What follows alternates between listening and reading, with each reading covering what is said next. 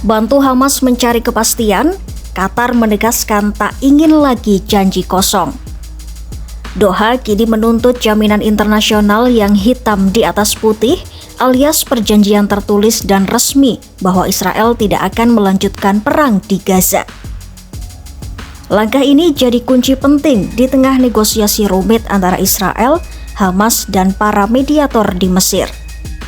Iya, di tengah negosiasi yang berlangsung di kota Resor Sharm el-Sheikh Mesir, Qatar tampil sebagai pemain utama. Juru bicara Kementerian Luar Negeri Qatar, Majed Al-Ansari, mengatakan Doha ingin adanya jaminan internasional tertulis dan kuat agar Israel mematuhi kewajiban dalam kesepakatan gencatan senjata yang sedang dibahas.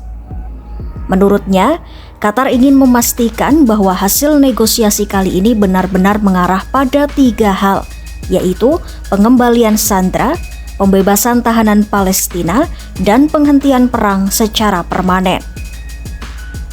Al-Ansari menegaskan, Qatar tidak ingin perang berhenti sementara lalu meledak lagi beberapa minggu kemudian. Qatar sendiri juga menjadi tuan rumah bagi sebagian besar komunikasi tidak langsung antara Hamas dan Israel.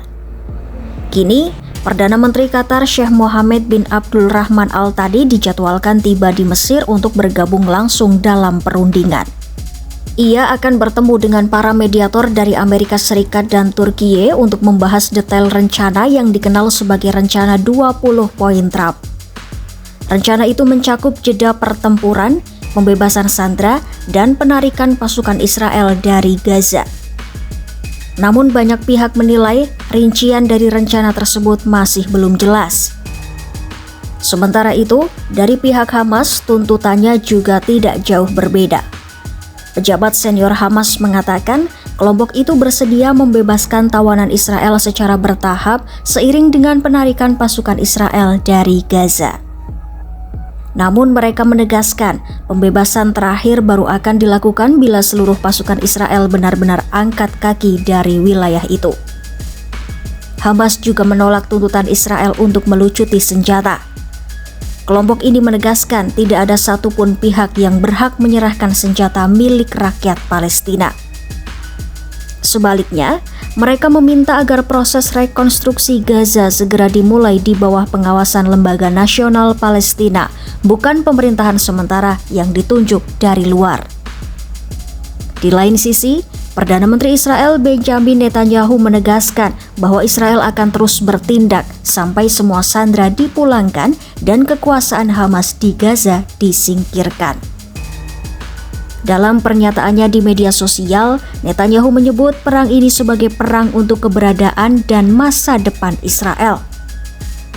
Meski masih banyak perbedaan, pertemuan di Mesir kali ini dianggap sebagai peluang paling nyata untuk mengakhiri perang yang telah menewaskan lebih dari 40.000 orang dan menghancurkan Gaza selama 2 tahun terakhir.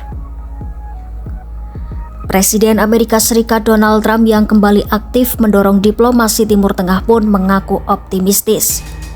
Berbicara di Gedung Putih pada peringatan 2 tahun Perang Gaza, Trump mengatakan ada peluang nyata tercapainya kesepakatan.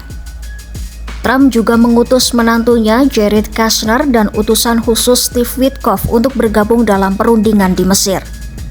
Namun, pertanyaan besar masih menggantung. Jika perang berakhir, siapa yang akan memerintah Gaza dan membangunnya kembali? Dan apakah jaminan hitam di atas putih yang diminta Qatar benar-benar bisa menjamin akhir perang?